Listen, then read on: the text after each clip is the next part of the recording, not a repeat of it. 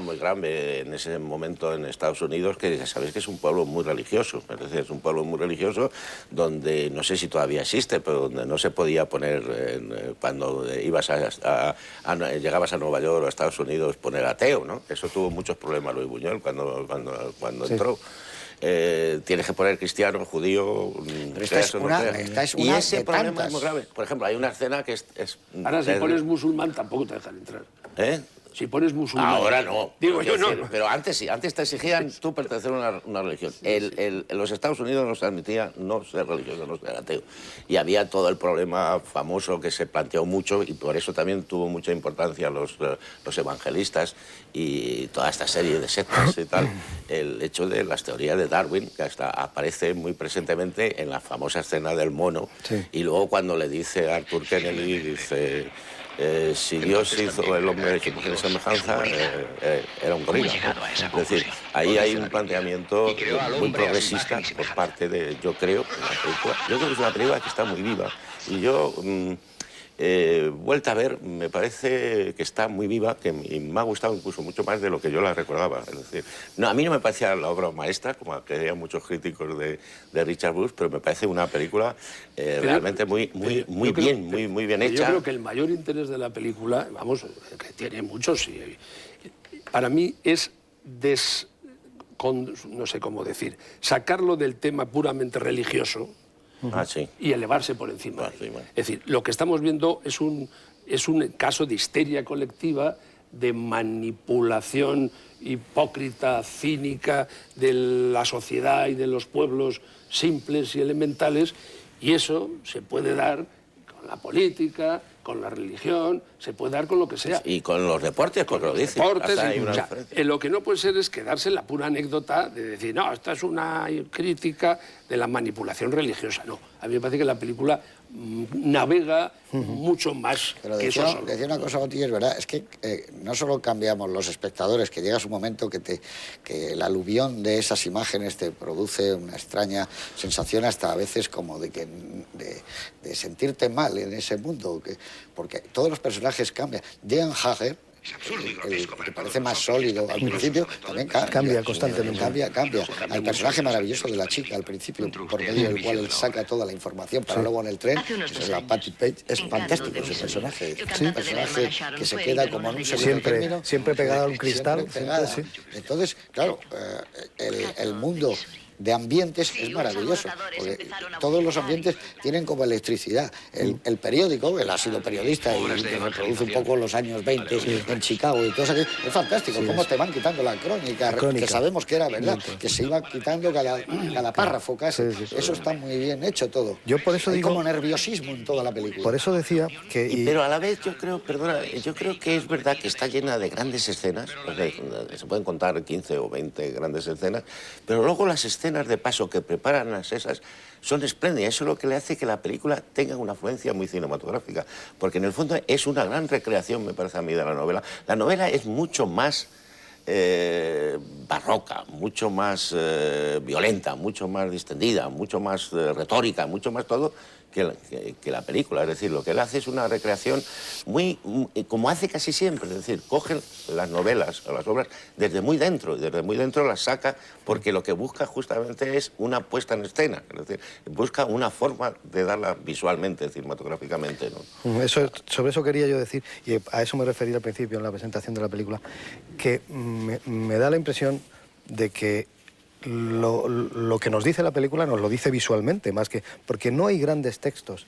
No dicen, estos predicadores... Hay unas escenas en que lo dicen todo. No, yo creo que textualmente... Pero que es mucha farfolla. Exacto, es decir, lo de la mañana, lo de la estrella de la mañana, de la tarde, es decir... El amor es la estrella de la mañana. Te intenta, por un lado, te intenta decir que son unos cantamañanas, literariamente, o sea, de lo que dicen, pero en cambio, visualmente, poco a poco te va dando una fuerza. Yo creo que la película te convence visualmente de que puede que haya algo de verdad en tanta turbulencia y en tanta frase hecha, tanto pasto para las masas. Es decir, y creo que es, por un lado, lo que dices de que saca la película muy dentro, la cámara está metida casi a veces en la cara de Burt Está Lancaster. buscando los seres humanos que hay detrás de todo eso. Está la cámara muy dentro y luego como esa especie de dos puntos de contralto, es decir, como si todo hubieran subido el volumen. Es una cosa que yo creo que eso también lo que dice Antonio es verdad, la película está llena de frases tanto de Bruce como de la novela que refuerzan la puesta en escena. Yo tengo aquí apuntadas, por ejemplo, cuando él va a beber y le dice, por los días felices, por las horas felices. Bebe y dice, qué buenos, Dios, nos ha puesto la bebida al alcance de nuestro... Cuando van a quejarse al despacho del director del Sí, periódico. no, la oración es la medicina más barata. Espera, sí. No me refería, me refería a sus, ¿cómo se llama? Cuando ellos actúan, digamos, sus sermones. Sus sermones. Sus sermones literariamente... Un poco hecho con la palabra sermón. Literariamente los sermones son planos, ¿no? A mí no me gusta. Es que los sermones es donde está la parodia. La Pero parodia. cuando ellos hablan de sus escenas, eso es parodia En cambio, y está exagerado. la imagen que te da de esos sermones es Fundamentalmente él, porque el Pero tratamiento que hace de Gene Simmons... hay una cosa que está clara. Yo creo que es evidente, porque lo ha dicho Richard Bruce repetidamente, que Richard Bruce tenía un ídolo que siempre decía que estaban unos grandes directores, pero que había uno que era el supremo, que era Orson Welles. Su fascinación por Orson Welles y por Ciudadano Kane, que lo ha repetido 1000 veces, era absoluta. Incluso en esta película... Toda esa generación la tiene. Hay un pequeño homenaje a Sedemal, que es cuando llega el personaje de Elmer al prostíbulo, suena una pianola, que recuerda mucho la llegada de Sedemal al prostíbulo de Marley. Y eso es un homenaje descarado. El sonido de la pianola, un ambiente así de prostíbulo, el que llega, recuerda mucho... En cambio, también su estilo a mí me recuerda, quizá porque fue su maestro y el que más cerca estuvo, me recuerda mucho a John Huston cuando se metía en este tipo de adaptaciones literarias también. Se metía, que era... No, pero yo creo que es más profundo que... Yo quería terminar diciendo que de Orson Welles a mí me parece que es muy difícil de imitar. Y yo creo que él, con todos los respetos para las opiniones divergentes, él se queda un poco con el énfasis, con la retórica. Y hay un caso que yo creo que es evidente. No se puede admitir en los subrayados de la música en esta película. Hay escenas que se las carga con un subrayado de unos timbales, un director con una mínima sentido de la medida y del sentido visual que tú dices, a este señor lo despide de la película, André Prosper. Sí, pero a él le gusta porque... Porque es así él. Porque es muy de esta película. Eso es muy de época. No, bueno, yo creo que hay películas suyas que no, ¿eh? Es decir, la última vez que vi París yo digo, no en es esta así. película hay una escena preciosa. A mí me parece que es una de las escenas más bonitas, la de la playa, cuando le presenta el tabernáculo y al final él tira de ella y se la lleva al oscuro. Suave. Que es preciosa la escena, que se revienta con unos timbalazos de la música, que no es que subrayen, es que vamos, le dan un énfasis. Yo creo que depende un poco del mal gusto de la época, eso. Yo creo que es que él, con todos los respetos, es un hombre, no cabe duda que es un gran talento, pero un poco partidario de los excesos. En la película... Él es No, es que yo creo... Como era Orson Welles, pero Orson Welles con más talento. Antonio, yo creo que es que la historia que nos está contando es así.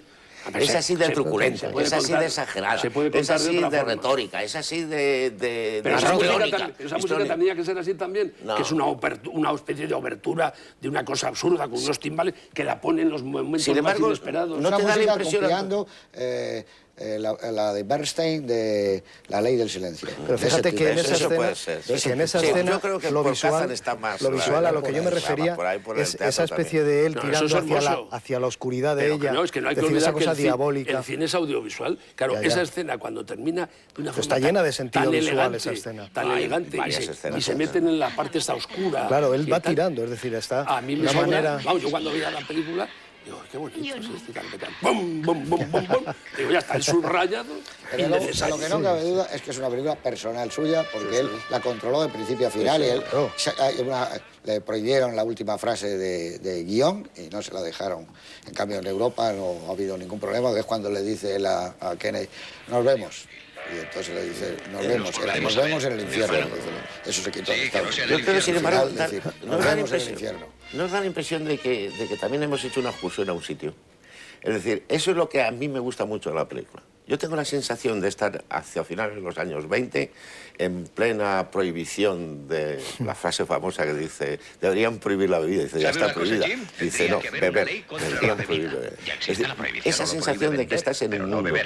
Un mundo que tiene todas sus coordenadas. Es como si realmente nos ofreciera una especie de documental sobre una época, sobre un ambiente, eso es sobre evidente, gente. el ambiente Eso está tiene una fuerza perfectamente. que a mí solo la veo muchas veces representada en dos directores, muy claramente. La presencia del mundo la veo muy claramente en Frisland. Es decir, las cosas que ocurren a los personajes ocurren en ese mundo y no en otro, y no pueden ser en otro. Y también en Mankiewicz, es decir, al que yo también creo que se recuerda mucho.